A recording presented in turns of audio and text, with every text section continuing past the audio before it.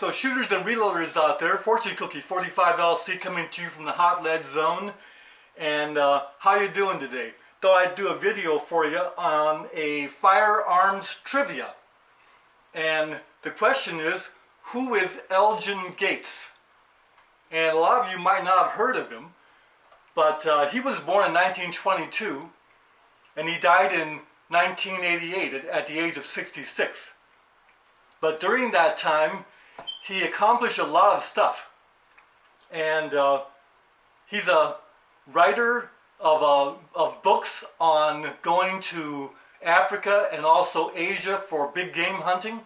So he did a lot of big game hunting and had a trophy room at his house with all these taxidermied animals that he had hunted in Africa and Asia. Quite a trophy room. But he was the owner of a company, and so because of that he had force multipliers, and that allowed him to take time off to do all of his sportsman stuff, and eventually sold the company and this kind of thing. I'm not sure exactly what the company was, but some say it was in boats and outboard motors and things like this. But anyway, he was also a champion speedboat racer. So he did that, and he did his big game hunting.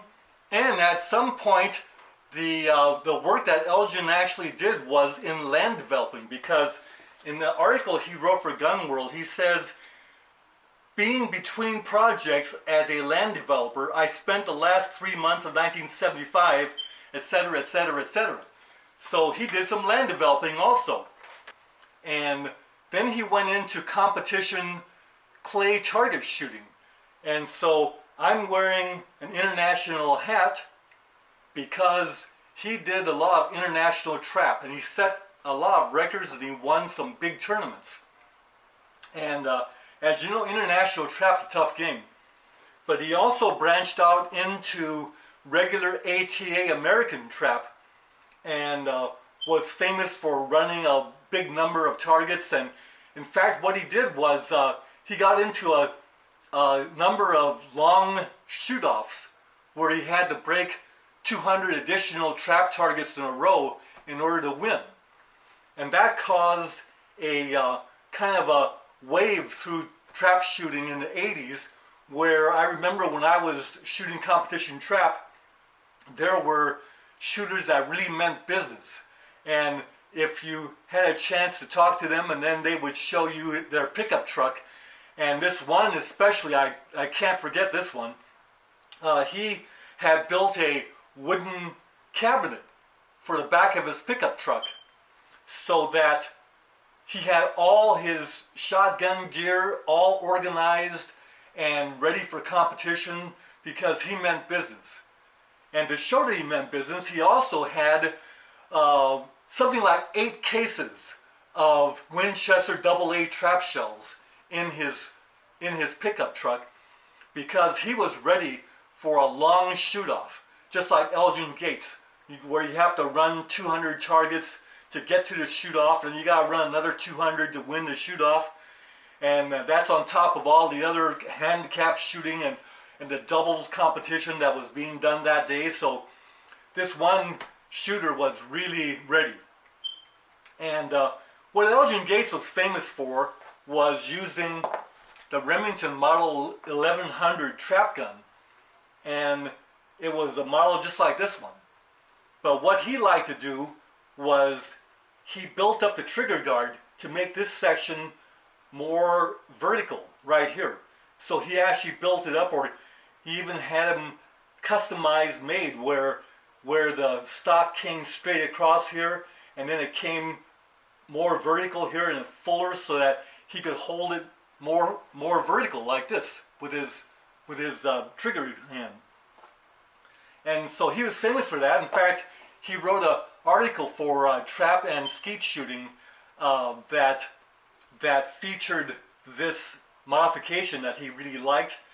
And he liked the Model 1100 because he said that it really gave him an edge when he got into those long shoot-offs, because the 1100 would absorb recoil so that it wasn't as punishing at the end of a long shoot-off, and made him more alert and more able to keep breaking targets longer than his competitors, so he could win.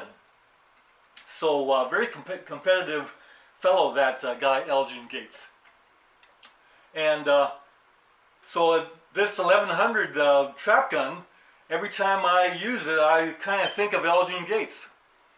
Well, Elgin Gates was also kind of well known in the Hollywood and movie star environment, because he would have these trap tournaments in Hollywood where the movie stars like Roy Rogers and Clark Gable and all the big name stars of the day, Burt Lancaster, and some of the women shooters will also come out and shoot trap. And the Hollywood people really enjoyed that in those days. Today, they wouldn't touch any kind of gun with a 10-foot pole, because Hollywood seems to be anti-gun. But again, we're not a political channel, and we're not talking politics anyway. So anyway, Elgin Gates, famous in the trap shooting and the clay target games, and he made a big name for himself, as well as being the big game hunter. But then Elgin Gates branched off, and he did some writing for Gun World and other shooting magazines. And I kept this issue of Gun World all these years, especially because this has an article in there from Elgin Gates that he wrote about a development of his, which is the 445 Super Magnum. It was a great caliber for taking down the steel targets in handgun metallic shooting. And in fact, Elgin Gates became the president of the International Handgun Metallic Shooting Association. And for those of you out there who have done that kind of competition, very challenging competition. The targets for International Handgun Metallic Shooting Association matches was 50 meters for the chicken, and then 100 meters for the pig or javelina, and then 150 for the turkeys. And that was a very challenging target from what I understand. And then 200 meters, the rams. And the rams were the heaviest of the steel targets, difficult to knock down at the longer distance. And when the sport was in its new time, the calibers that were available weren't quite reliable to knock down the targets, especially the rams at 200 meters. The 44 Magnum was the one they used, but they wanted more power to be able to do the international handgun metallic silhouette shooting. And so Elgin Gates developed a 445 Super Magnum, which is the 44 Magnum lengthened. Now, lengthening cartridges goes all the way back to black powder, because they were doing that as a matter of course, because in order to get more power, they would make the cases longer to hold more black powder. Well, the same principle applies for metallic cartridges in the smokeless era. And so lengthening the 44 Magnum case, I think he lengthened it to 1.610 inch, and that was more than the 44 Magnum, of course. And so that allowed more powder and more performance that they needed.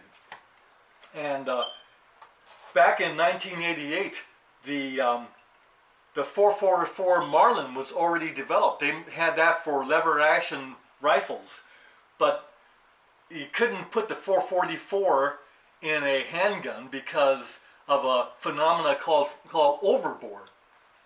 And that is that with the barrel length you're working with, you couldn't burn the slow burning powder enough to make use of the extra powder.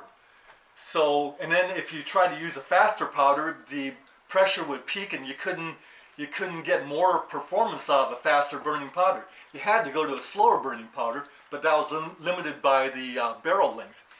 So it was deemed that the 445 at 1.610 inches, that case length, was optimum for the performance they were looking for.